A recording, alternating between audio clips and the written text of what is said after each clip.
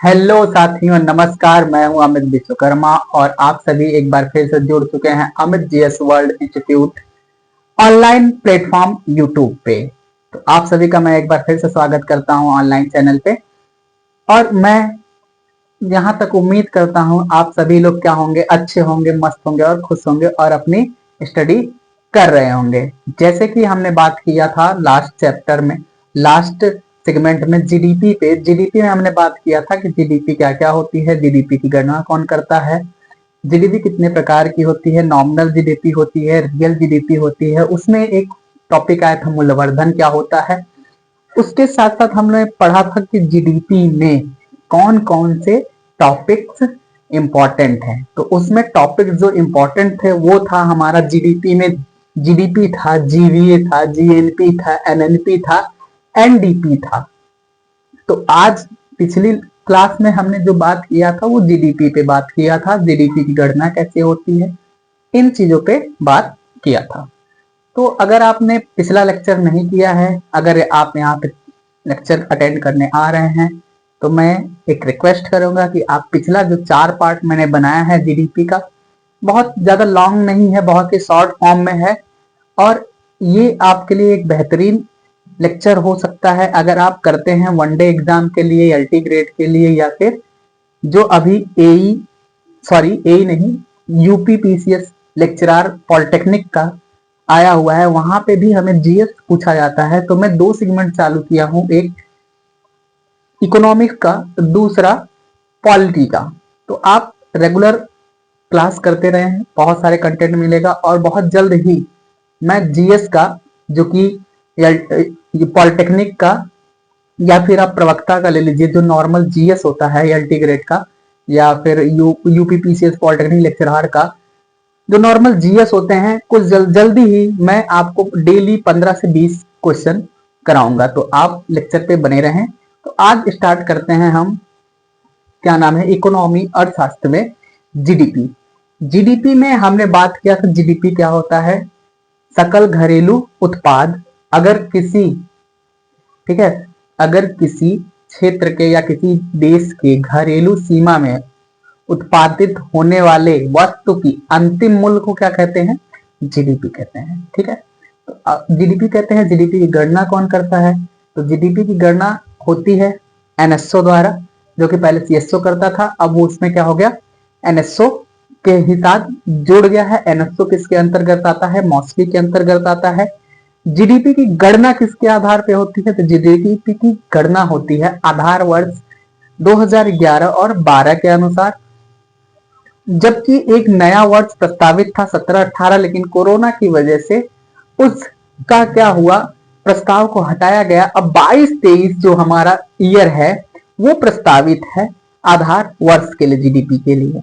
लेकिन एक महत्वपूर्ण जानकारी ये है कि जीवीए का भी यूज क्या करते हैं, जीडीपी की गणना करने के लिए करते हैं। इसका यूज जीडीपी की गणना करने के लिए क्यों करते हैं, तो हम आगे टॉपिक जब पढ़ेंगे तो उसमें बात करेंगे। तो आज हम बात करेंगे सबसे पहले जीवीए पे। ठीक है, जीवीए पे, जिसको बोलते हैं ग्रॉस ग्रॉस वैल्यू एडिशन, सकल मूल्य वर्धन। होता क्या है, जीवीए के द्वारा अर्थव्यवस्था में प्राथमिक, द्वितीयक, तृतीयक क्षेत्रक में वस्तु और सेवा में होने वाले मूल्यवर्धन के कुल योग को शामिल किया जाता है। अब मूल्यवर्धन क्या होता है, प्राथमिक क्षेत्रक क्या होते हैं, द्वितीयक क्षेत्रक क्या होते हैं, तृतीयक क्षेत्रक क्या होते हैं। तो प्राथमिक क्षेत्रक कृषि, द्वितीयक क्षेत्रक उद्योग, तृतीयक क्षेत्रक सेवा क्षेत्र होता है। जैसे हमारा आईटी सेल या सिलिकॉन वैली, जिसे हम हैदराबाद को कहते हैं, तो ठीक, सॉरी, बेंगलुरु को हम सिलिकॉन वैली कहते हैं। तो वहां पे आईटी हब है, तो वो हमारा तृतीयक सेवक है। ठीक है, तो उनके जो मूल्यवर्धन होते हैं उसको कहाँ पे शामिल किया जाता है, जीवीए में। अब मूल्यवर्धन क्या होता है, मूल्यवर्धन सीधा सा फॉर्मूला लिखा है, अंतिम वस्तु का मूल्य माइनस मध्यवर्ती वस्तु का मूल्य। मूल्यवर्धन इन द सेंस, मूल्यवर्धन का यूज इसलिए किया जाता है ताकि किसी वस्तु का, ठीक है, किसी वस्तु का जीडीपी में, यानी जब जीडीपी में दोहरी गणना ना हो, ठीक है, दोहरी गणना ना हो, टैक्स लगे तो उस पर दोहरी टैक्स ना लगे, इसलिए हम क्या करते हैं, मूल्यवर्धन करते हैं या मूल्यवर्धन निकालते हैं। जैसे कि अगर हम बात करें, जैसे गेहूं है, आटा है, ब्रेड है, और ये अभी बात करते हैं इसमें कुल मूल्य। अब देखो कुल कुल या सकल मूल्यवर्धन, ठीक। अब देखो गेहूं का मूल्य कितना है, 10 रुपए, है ना, समझिएगा, गेहूं का मूल्य कितना है, 10 रुपए। 10 रुपए का गेहूं खरीदा और जब इसको प्रोसेस हुआ होगा, इसको मशीन पे ले गए होंगे, है ना, चक्की जिसको बोलते हैं आटा चक्की, है ना, आटा चक्की पे ले गए होंगे, इसको पिसाए होंगे। तो अब पीसने के बाद जब गेहूं पिसा होगा तब बना होगा हमारा आटा। जब आटा बना तो इसके मूल्य में कितना इंक्रीज हुआ, 10 रुपए। 10 रुपए क्या हुआ, इंक्रीज हुआ, ठीक है, 10 रुपए इंक्रीज हुआ। और इससे जब ब्रेड बना तो बहुत सारे प्रोसेस होते हैं, जितने प्रोसेस होते हैं यानी कार्य किए जाते हैं इसके अंतर्गत ब्रेड बनाने में। ब्रेड बन के तैयार हुआ तो कितना हो गया, 50 रुपए। अब सभी का एक साथ ऐड कर लें, ठीक, सबको एक साथ ऐड करेंगे तो कितना मूल्य खर्च आया, 80 रुपए, ठीक है, 80 रुपए खर्च आया तो इसको क्या बोलेंगे, जीडीए। पूरा कुल मूल्य सकल मूल्य क्या आएगा, जितना हमारा खर्च हुआ, गेहूं पे खर्च हुआ, आटे पे खर्च हुआ और किस पे खर्च हुआ, ब्रेड बनाने के प्रोसेस पे खर्च हुआ, सबको मिला के कितने खर्च हुए, 50 रुपए। ध्यान से देखिएगा, 50 रुपए 80 रुपए खर्च हुए। फिर कुल मध्यवर्ती गेहूं के बीच, गेहूं से कुछ तो बनता, गेहूं से क्या बनता है, आटा बनता है, गेहूं किसी से बनता है, उसका तो मूल्यवर्धन होगा नहीं, तो इसमें क्या होगा, 0, ठीक। इसके कितना मूल्य बढ़ा इसका, 10 रुपए, क्योंकि गेहूं तो 10 रुपए का खरीदा था, 10 रुपए का गेहूं खरीदा था और 10 रुपए इसमें वैल्यू एडेड हो गया, तो ये कितना हो गया, 10 रुपए इसका मूल्य बढ़ा। 10 रुपए इसका बढ़ा तो ब्रेड बनाने में कितना बढ़ा, इसको मिला के 20 रुपए, 10 रुपए और बढ़े प्रोसेस के, तो इसका 20 रुपए हो गया मूल्य, क्योंकि आटे से ही तो किसका क्या बनता है, ये गेहूं हो गया, ये गेहूं का मूल्य होगा और ये आटे का मूल्य होगा।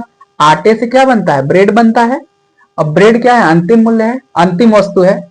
बनने को तो बहुत सारी चीजें बनती है लेकिन हम मानने के लिए मानते हैं ब्रेड क्या है, अंतिम वस्तु है।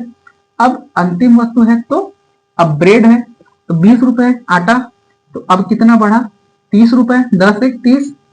अब देखिए कुल सकल मूल्य 10 रुपए गेहूं का, 10 रुपए आटे का बढ़ा था गेहूं से आटे में, और यहाँ पे कितना बढ़ा था, 30। सबको ऐड करेंगे कितना आया, 50, और अंतिम मूल्य कितना था, 50। इसलिए क्या कहते हैं, अंतिम वस्तु का मूल्य माइनस मध्यवर्ती वस्तु का मूल्य करेंगे तो हमारा क्या मिलेगा, जीबीए मिलेगा, कुल मूल्य मिलेगा, कुल सकल मूल्यवर्धन मिलेगा। अब जो 30 रुपए बढ़ा था इसमें से क्या कर दिए, माइनस। अब माइनस क्यों किए, क्योंकि यार देखो गेहूं का यहाँ पे ऐड है, ठीक, तो ये 20 रुपया हुआ, सिंपल से समझना, गेहूं का यहाँ पे ऐड है तो ये 20 रुपया हुआ। और आटा जब यहाँ खरीदा गया तो आटे का ही कीमत लगाना चाहिए कि 10 रुपए का, लेकिन यहाँ पे क्या हुआ, गेहूं का भी ऐड कर दिया, इसलिए यहाँ पे क्या कितना आया, 20। और ये फिर से आटा और गेहूं दोनों को ऐड कर लिए, ये लोग आटा और गेहूं को दोनों को ऐड कर लिया, तो ये कितनी हो गई, दोहरी गणना हो गई। दोहरी गणना से बचने के लिए हम क्या करते हैं, किसका यूज करते हैं, मूल्य वर्धन का, कि मूल्य वर्धन ना हो, जिससे जीडीपी में दोहरी गणना ना हो। जब जीडीपी में दोहरी गणना होगी तो हमारा जीडीपी का जो इकोनॉमिकल स्टेटस आएगा कहीं कम कहीं ज्यादा दिखेगा। इसलिए हम ध्यान देते हैं कि मूल्य वर्धन में कभी भी दोहरी गणना ना हो। अब सर कहेंगे कि सर आप यहाँ पे एक बार फिर से एक्सप्लेन कर दीजिए, तो एक्सप्लेन तो कर दिया, लेकिन अगर इसको और अच्छे से समझना है तो पीछे वाला लेक्चर आप एक बार रिपीट कर लीजिए। तो ये हो गया हमारा क्या, मूल्य वर्धन। अब इसमें क्या कह रहा है, वर्ष 2015 से सरकार क्या कर रही है, जीडीपी की गणना जीबीए के आधार पर भी कर रही है। अब जीबीए के आधार पर इसलिए कर रही है क्योंकि जीबीए की जब जीबीए से आधार पे जीडीपी की गणना होती है तो जीडीपी की गणना होती है तो मूल्यवर्धन या दोहरी गणना से बचते हैं हम लोग, ठीक है, दोहरी गणना से बचते हैं, इसलिए जीबीए का हम प्रयोग करते हैं। इसका प्रयोग करते हैं, जीवीए का प्रयोग करते हैं। नहीं तो वही हो जाएगा छोटा भीम वाला स्टाइल, चीन डपाक डमडम। मिशन यही है, तो मिशन वो नहीं करना है भाई, आगे दोहरी गणना नहीं करनी है, नहीं तो बार बार क्या करेंगे, चीन डपाक डमडम हो जाएगा। ठीक है, तो आगे बढ़ते हैं। जीवीए की गणना करने के लिए हमें तीन चीजें पता होना चाहिए। जीवीए की गणना करने के लिए हमें तीन चीजें पता होनी चाहिए। क्या? सकल मूल्यवर्धन की गणना के लिए तीन चीजें पता होनी चाहिए। पहला, उत्पादन कर और उत्पादन subsidy, production tax and production subsidy. अब एक बात याद रखना, प्रोडक्शन कर और प्रोडक्शन सब्सिडी में कोई भी प्रत्यक्ष संबंध नहीं होता है। आप कहेंगे सर कैसे? ध्यान से सुनिएगा, बहुत गुड़ रहस्य वाली बात है ये, गुड़ रहस्य। क्योंकि यहाँ पे स्टूडेंट क्या होते हैं, कंफ्यूज हो जाते हैं, है ना, कि भाई ये क्या हो रहा है। तो अब देखो, उत्पादन कर में उत्पादन सब्सिडी, पहला कंडीशन क्या होना चाहिए, उत्पादन कर और उत्पादन सब्सिडी। लेकिन उत्पादन कर और उत्पादन सब्सिडी का संबंध उत्पादन से होता ही नहीं है, प्रत्यक्ष रूप से होता ही नहीं है। कैसे? जैसे अगर हम, अब उत्पादन कर कहाँ लगता है, स्टैंप कर या संपत्ति कर पे लगता है, स्टैंप कर या संपत्ति कर पे लगता है। तो अब भाई कहोगे ऐसे कैसे, तो संपत्ति या स्टैंप कर की बात करें तो अगर जैसे हम खेत खरीदेंगे, ठीक है, खेत खरीदेंगे, हम वहां पे क्या करेंगे, उद्योग लगाएंगे, कृषि करेंगे, नहीं करेंगे या उद्योग ही नहीं लगाएंगे, तब भी हम अगर जब रजिस्ट्री कराएंगे जमीन का तो वहां पे क्या लगेगा, स्टैंप कर और संपत्ति कर लगेगा। और वहां पे उत्पादन हो चाहे ना हो उससे कोई मतलब नहीं है, लेकिन हमने जमीन खरीदा तो वहां पे टैक्स लगेगा, स्टैंप कर भी लगेगा और संपत्ति कर भी लगेगा। क्लियर है? और दूसरी उत्पादन सब्सिडी, अब इसका भी इससे कोई मेल नहीं है। किसान, सॉरी, पीएम किसान योजना, पीएम किसान योजना जो कि हर वर्ष 6,000 रुपए किसान के अकाउंट में आ रहा है। अब आ तो रहा है, आता किसके लिए है कि वो कृषि कर रहा होगा, लेकिन हमें क्या पता कौन कृषि कर रहा है कौन नहीं कर रहा है। अब हो सकता है विनोद जैसा बैठा होगा, वो प्लास्टिक का चुनौती भैया रखते हैं ताकि घूमे ना, इसलिए खैनी बना रहा होगा बुटकुन के यहाँ और चाय भी पी रहा होगा, है ना। खेती भले ना करे, उसका खेत है, लेकिन उसको सब्सिडी मिल रही है, तो वहां पे भी इसका कोई इससे उत्पादन से संबंध नहीं है। खेत है ना आपके नाम पे तो पैसा मिलेगा। ठीक है, तो अब बात दूसरी करते हैं। दूसरा क्या है, उत्पाद कर और उत्पाद सब्सिडी का प्रत्यक्ष संबंध होता है। ठीक है, उत्पाद कर और उत्पाद सब्सिडी का प्रत्यक्ष संबंध होता है। हाँ होता है, ठीक है, होता है। कैसे होता है? उत्पाद कर जीएसटी। अब जीएसटी कहोगे सर कई कंडीशन में जीएसटी भी नहीं लगेगा। नहीं लगेगा भाई, बता रहा हूं। जैसे अब जीएसटी लगता है, जैसे मैं क्या करूं, घर पे समोसे बनाऊं, ठीक है, समोसे की बात ही छोड़ दो क्योंकि समोसा ऐसे, हाँ ठीक है चलो एक नॉर्मल वे में बात करते हैं। जैसे मैं घर पे समोसा बनाऊं और खुद ही खा लूं, कोई टैक्स नहीं लगेगा क्योंकि मैं तो घर पे बनाया और खा लिया, है ना। लेकिन अगर मैं समोसा बनाऊं और दुकान पे ले जाऊं मार्केट में बेचूं तो उस पे क्या लगेगा, जीएसटी लगेगा, है ना, जीएसटी लगेगा। वैसे ही अगर मैं यूरिया खरीदूं, ठीक, यूरिया खरीदूं, खेती करूं, जब अगर मैं खेती करूंगा तो हम मुझे यूरिया खरीदूंगा तो यूरिया पे क्या लगेगा, जीएसटी भी लगेगा। सिलेंडर, गैस सिलेंडर भी खरीद लो, गैस सिलेंडर भी करेंगे खरीदेंगे तब भी हमारा क्या लगेगा, जीएसटी लगेगा। और उत्पाद सब्सिडी क्या आएगा, उर्वरक सब्सिडी। गैस सिलेंडर को इसलिए नहीं ले रहे थे क्योंकि यहाँ पे उत्पाद से है, अब उत्पाद है तो अब मान लो खेती कर रहे हो तो यूरिया खरीदोगे तो जीएसटी लगेगा। नैनो यूरिया खरीद लो, यूरिया खरीद लो, और मेरे को लगता है कि नैनो यूरिया ज्यादा अच्छा है इस समय, क्योंकि इसके नैनो पार्टिकल्स 150-300 में आ जाता है और 5 लीटर ये 500 ml का बॉटल भी आ जाता है, जिससे क्या होता है, क्या नाम है, यूरिया का एक सही मात्रा में यूज होता है और हमारा उत्पादन भी अच्छा होता है। नहीं तो हमारा रेशियो होता है 1:3:1, लेकिन हम यहाँ यूज कितना करते हैं 4:8:4, जिससे हमारे उत्पादन उत्पादन जमीन खराब हो जाती है, बंजर होने लगता है, उस उत्पादन क्षमता भी खराब होने लगती है जमीन की। तो हमें नैनो यूरिया का यूज करना चाहिए, ठीक है। और ये चीजें हम बात करेंगे एरीगेशन में, जब हम कृषि और सिंचाई पढ़ेंगे तब। इकोनॉमी में कृषि और सिंचाई भी आती है, लेकिन कंफ्यूज मत होना, ये जियोग्राफी में भी आता है। तो हम अभी तो सेगमेंट चालू है पॉलिटी और इकोनॉमी का, लेकिन बाद में हम ज्योग्राफी और साइंस भी स्टार्ट करेंगे तो वहां पे बात करेंगे, ठीक है। लेकिन यहाँ पे जानो, अगर हम यूरिया ले रहे हैं तो उसपे भी क्या मिलता है, सब्सिडी मिलता है। तो ये एक दूसरे से, जीएसटी, यूरिया लेंगे तो खेत में डालेंगे, वहां पे उत्पादन होगा, उत्पाद सब्सिडी में क्या मिलेगा हमें, उर्वरक सब्सिडी मिलता है। अब बात करते हैं आधार मूल्य, है ना, बात करेंगे हम आधार मूल्य पे। तो आधार मूल्य क्या है?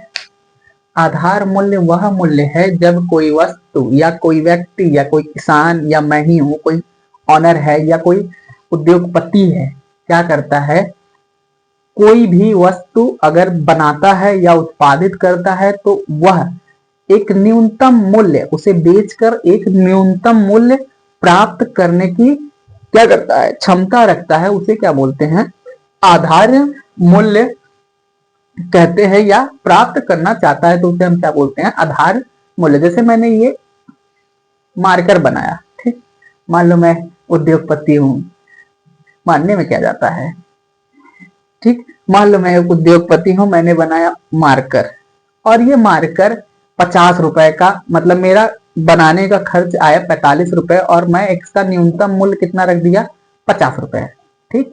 तो मैं अगर इसे मार्केट में सेल करूंगा तो मैं चाहूंगा कि इसे बेचने के बाद मुझे 50 रुपए, कम से कम 50 रुपए मिले, और वो जो मूल्य मिलेगा वही हमारा क्या होता है, आधार मूल्य होता है, बेसिक प्राइस होता है। उसके बाद आप कितना बेचते हैं उससे कोई मतलब नहीं है। तो आधार मूल्य क्या होता है, कारक लागत प्लस कर माइनस सब्सिडी। आधार मूल्य में कारक लागत क्या होता है, कारक लागत वो होता है जो उद्यमी उद्यमी किसी प्रोडक्ट को उत्पादित करने में जितना क्या लगाता है, खर्च करता है, वो हमारा खर्च करता है प्लस कर देता है, वो हमारा क्या होता है, कारक लागत होता है। वही हमारा न्यूनतम मूल्य होता है। सब्सिडी जो मिलता है उसे हम घटा देते हैं, सब्सिडी जो मिलता है उसे हम घटा देते हैं, तो जो मूल्य बचता है कारक लागत प्लस कर में, जो हमारा कारक लागत और कर लगता है उसके अकॉर्डिंग जो सब्सिडी मिलता है उसको घटाने के बाद, जो जैसे मान लो हमारा ये लगा 100 रुपए टोटल, और सब्सिडी आई 110 की, तो अगर 100 में 110 में से, ठीक है, यहां पे मान लो कारक लागत, सॉरी, कारक लागत ये लगा 100, ये लगा 20 टैक्स, ठीक है, और ये हो गया 100 सब्सिडी। तो 120 माइनस 100 करेंगे तो हमारा कितना आएगा, 20, ठीक, 20 गलत हो रहा है कुछ, मैं इसको न्यूमेरिकल को बाद में बताऊंगा, ठीक है, करते हैं। ये 100 प्लस 20, 120 हमारा क्या लगा, 120 हमारा क्या लगा, ठीक है, मान लो 120 हमारा कितना लगा, कारक लागत प्लस कर, और सब्सिडी कितनी आई 100 रुपए। तो जो हमारा बचा, ये 20 रुपए बचा, वो क्या होगा, हमारा आधार मूल्य है।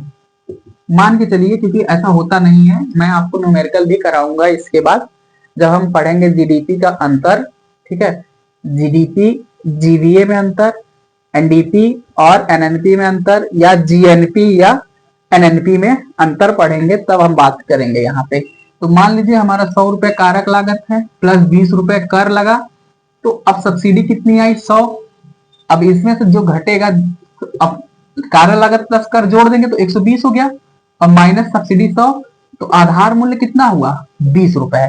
तो ये होता है आधार मूल्य। तो अगर हम कोई वस्तु बेचेंगे तो 20 रुपए न्यूनतम प्राप्त करने की क्षमता हम रखते हैं, लेकिन ऐसा होता नहीं है।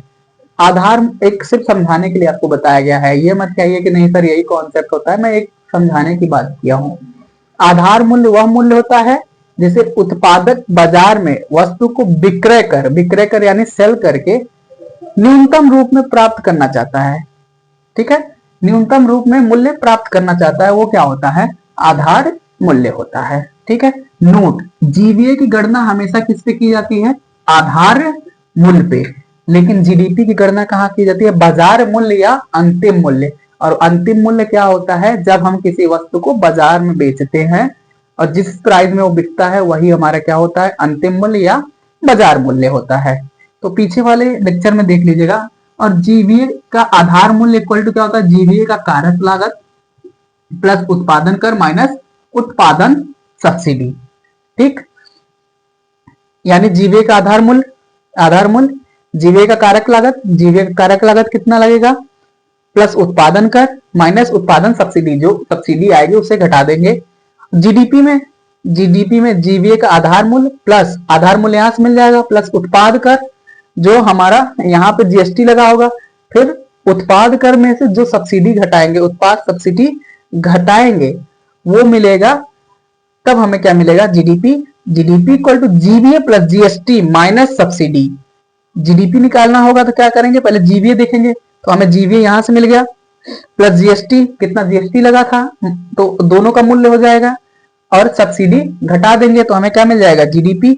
और जीवीए निकालना होगा तो GDP minus GST plus subsidy. तो ये हमारा फॉर्मूला है और इस पे हम लोग न्यूमेरिकल करेंगे। ये कुछ चीजें देखिए आपको रखना पड़ेगा और कुछ चीजें समझना पड़ेगा। समझने के लिए आप पीछे वाला लेक्चर कर लीजिए, वहां से आपको प्रॉपर मिल जाएगा। अब बात आया था, बार बार आ रहा था कारक लागत, ठीक। कारक लागत उद्यम का वह लागत होता है जो वस्तु और सेवा के उत्पादन करने में उद्यमी द्वारा, ठीक है, या उद्यम या उद्यमी द्वारा खर्च करता है, उद्यम खर्च करता है, उसे क्या कहते हैं, कारक लागत। मतलब अगर मैं उद्यमी हूं तो अब एक उद्यम लगाऊंगा यानी एक कारखाना लगाऊंगा तो ये मार्कर बनाऊंगा, मार्कर में बनाने में जितना पैसा मैं खर्च करूंगा वो मेरा क्या होगा, कारक लागत होगा, ठीक है। तो कारक लागत इक्वल टू कुल कारक आय, और इससे जो मेरा प्राप्त होगा पेमेंट वो मेरा क्या होगा, कारक आय होता है। कारक लागत या कारक साधन इसको बोलते हैं कारक लागत या कारक साधन। और ये चार तरीके से होते हैं, कारक लागत या कारक साधन चार होते हैं, भूमि, उद्यम, उद्यम या उद्यमी, पूंजी और मजदूर। कौन कौन से होते हैं कारक लागत या कारक साधन में, चार लोग, भूमि, पूंजी, उद्यम और मजदूर या लेबर। तो इस बारे में हम कल पढ़ेंगे, कारक लागत और कारक साधन कितने टाइप्स के होते हैं, जीडीपी और जीडीए में अंतर क्या है, और जीएनपी क्या है, और एनएनपी क्या है, और एनडीपी क्या है, और जीएनपी क्या है, ठीक है। वीडियो अच्छा लगे तो चैनल को लाइक शेयर और सब्सक्राइब करें, और ऐसे ही टॉपिक के लिए, इकोनॉमी एंड पॉलिटी के लिए, जीएस के लिए जो जनरल होता है, जनरल स्टडीज होते हैं, सामान्य अध्ययन के लिए आप चैनल पे बने रहें। Thank you so much.